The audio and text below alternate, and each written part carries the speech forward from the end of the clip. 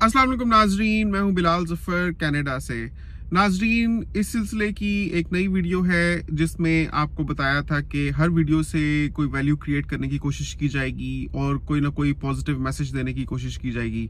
तो नाजरीन, आज की वीडियो इस बारे में है, अपने आप को माली तौर पर और इमोशनली फिज़िकली तौर पर मेंटली तौर पर भी 2026 में मुश्किल हालात के लिए तैयार रखें।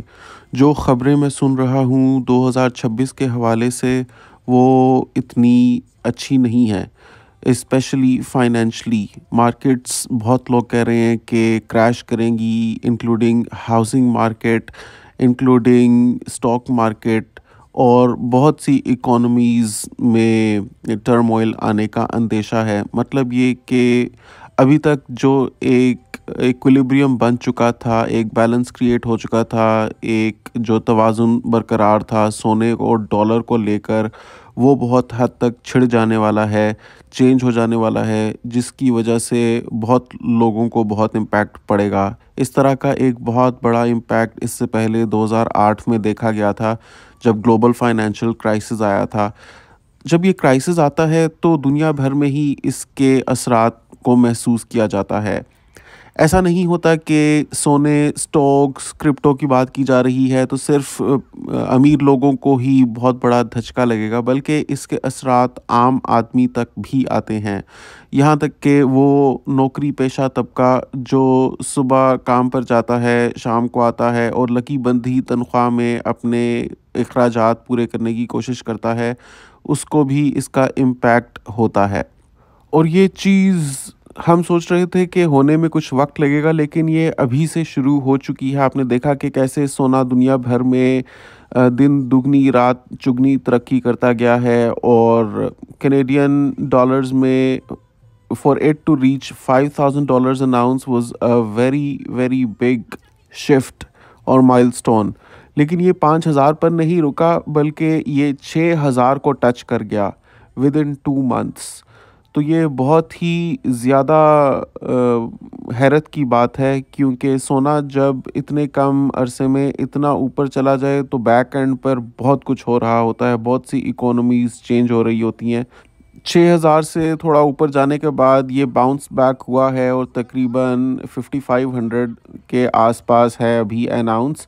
लेकिन ये टेम्पररी पुल बैक है और ये वापस ऊपर जाएगा। वो लोग जिन्होंने अपने पास कैश रखा हुआ है वो बहुत ज़्यादा वल्नरेबल हैं।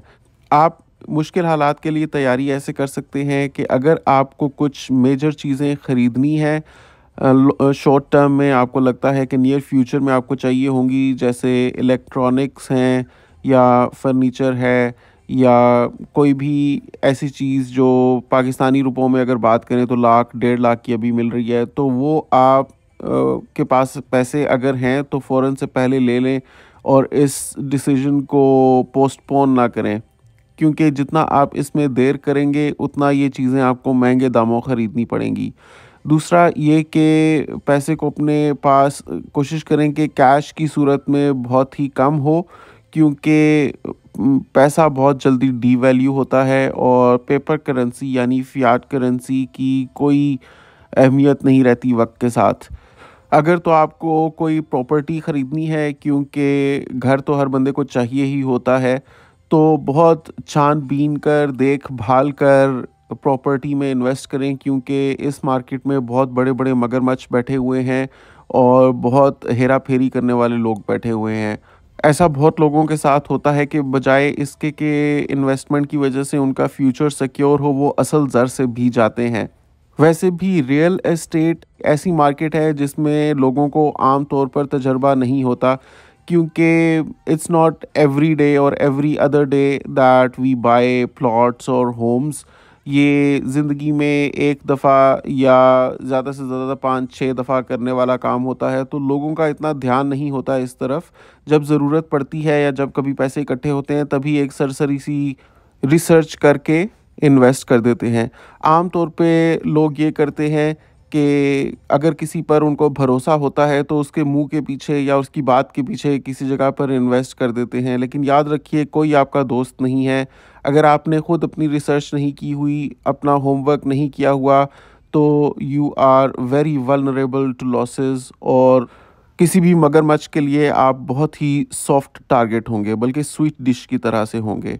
इसलिए इस मार्केट में तो बहुत ही ज़्यादा सोच समझ कर इन्वेस्ट करें, अपनी तरफ से पूरी रिसर्च करें, और ये आपको यकीन होना चाहिए कि जिस जगह आप इन्वेस्ट कर रहे हैं वो एक अप्रूव्ड सोसाइटी है। उसके अलावा आपको ख़रीदते वक्त किन प्रोसेसेस से गुज़रना पड़ता है, क्या डॉक्यूमेंटेशन करनी पड़ती है, पूरी रिसर्च करके आपको पता होना चाहिए।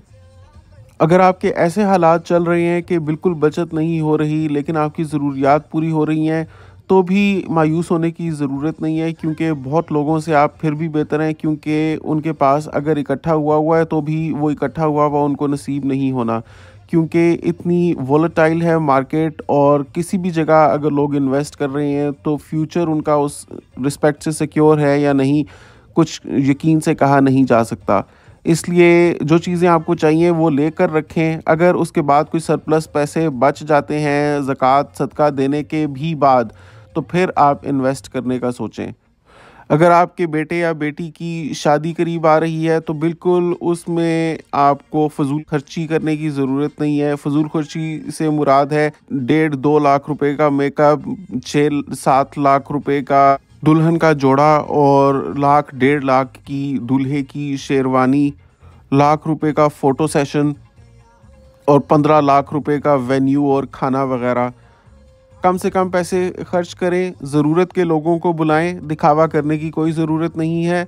अगर आपके पास बहुत सरप्लस पैसा है तो वही नो ब्याहता जोड़े को कैश दे दें, ताकि वो अपनी ज़िंदगी थोड़ा फाइनेंशली स्ट्रॉन्ग होकर शुरू कर सकें।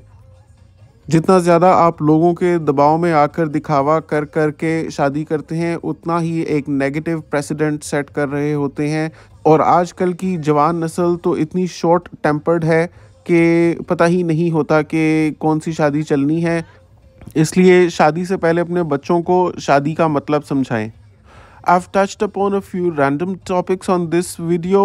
उसकी वजह यह है कि ये जो टॉपिक्स मैंने छेड़े हैं ना, ये वो टॉपिक्स हैं जो लोगों की पूरी ज़िंदगी के सबसे बड़े लैंडमार्क्स होते हैं, या टर्निंग पॉइंट्स होते हैं, या ऐसे होते हैं कि इसमें उनकी ज़िंदगी या तो बन जाती है या बिगड़ जाती है। और एक दफ़ा अगर बिगड़ जाए तो नुकसान की भरपाई कई दहाइयों में होती है। खुद ही देखें, रोज़मर्रा रूटीन में हमारी कोशिश होती है कि छोटे से छोटा नुकसान भी ना हो। कहीं हम खर्च करते हैं तो देखभाल के खर्च करते हैं, प्राइस मैच करके, प्राइस एनालिसिस करके, ये यकीन करके खर्च करते हैं कि we are getting value for every rupee और डॉलर वी आर स्पेंडिंग। लेकिन ये जो बड़े बड़े मामलात होते हैं जैसे इन्वेस्टमेंट्स या शादी, इनमें लोगों की जो परखने का क्राइटेरिया होता है वो बहुत ही अनइन्फॉर्म्ड और नाइव किस्म का होता है, जिसकी वजह से उनको बाद में बहुत ही भारी नुकसान बर्दाश्त करना पड़ता है। जैसे स्पाउस सिलेक्ट करते वक्त उसकी ज़ाहिरी अपीयरेंस पर पूरी तवज्जो होती है लोगों की, और इस बारे में ध्यान ही नहीं होता कि एज अ पर्सन वो बंदा या बंदी कैसा है, उसके साथ गुजारा किया जा सकता है, उसमें फ्लेक्सिबिलिटी, सब्र, तहम्मुल और अच्छी आदत किस हद तक हैं, उसका बिल्कुल सिरे से पता ही नहीं होता। इसी तरह से जहाँ लोग इन्वेस्टमेंट कर रहे होते हैं वो जगह कैसी है, उसका पास्ट प्रोफाइल क्या रहा है, फ्यूचर में क्या प्रॉस्पेक्ट्स हैं, बहुत ही लिमिटेड लोगों की रिसर्च होती है, और लोग इतना बड़ा पैसा वहाँ पर इन्वेस्ट कर देते हैं और फेंक देते हैं। लोगों की देखा देखी मैंने देखा है कि बहुत से लोगों ने क्रिप्टो में अपना पैसा लूज़ किया है। उनको सेंस ही नहीं थी कि इसमें कितना इंतज़ार करना होता है, कौन सा सही वक्त होता है ख़रीदने का। मेरा एक दोस्त है, उसने अपने बहुत सारे पैसे चांदी में इन्वेस्ट कर दिए, क्योंकि उसने ये सुना लोगों से कि आज की चांदी कल का सोना, सोना तो अब ख़रीदा ही नहीं जा सकता, बहुत ही आउट ऑफ रीच हो गया है। तो आज अगर चांदी ख़रीदते हैं तो ये ऐसी स्मार्ट मूव है जैसे आज से 20 साल पहले किसी ने सोना ले लिया हो। तो उसके पास ज़्यादा होल्ड करने के लिए वक्त भी नहीं था, वो चाहता था कि 6 मंथ्स के अंदर अंदर उसको उसमें से प्रॉफिट मिले, तो नुकसान के साथ उसमें से बाहर निकला है। तो ऐसी इन्वेस्टमेंट करने से पहले बहुत कुछ देखना होता है कि आपकी पास पैसे कितने हैं, आपकी रिस्क एपेटाइट कितनी है, आप कितनी देर तक इन्वेस्टेड रख सकते हैं, और आपको ज़रूरत पड़ेंगे बीच में या नहीं, और अगर पड़ेंगे तो आपके पास प्लान बी क्या है। बग़ैर सोचे समझे लोगों की देखा देखी इन्वेस्ट करके people are just shooting arrows in the dark और अपना नुकसान कर रहे हैं। इसलिए अगर आपको किसी चीज़ का पता नहीं है तो अपना होमवर्क करें, रिसर्च करें, अपना नॉलेज इंक्रीज़ करें, इंफॉर्मेशन इंक्रीज़ करें। ये वो दौर है कि इंफॉर्मेशन के सोर्सेज बहुत ज़्यादा हैं, लेकिन if you will not help yourself, कोई बाहर से आकर आपको एजुकेट नहीं करेगा। और जो आज के रिसोर्सेज को यूज़ करते हुए अपने आप को एजुकेट नहीं करता, वो बहुत ही बेवकूफ़ बंदा है। उम्मीद करता हूँ आपको आज की वीडियो बहुत पसंद आई होगी। आप इस बारे में क्या समझते हैं, नीचे कमेंट्स में अपनी राय का इजहार जरूर कीजिएगा। आपसे मुलाकात होती है इंशाल्लाह अगली वीडियो में। दुआओं में याद रखिएगा। अगली दफ़ा तक के लिए अल्लाह हाफिज।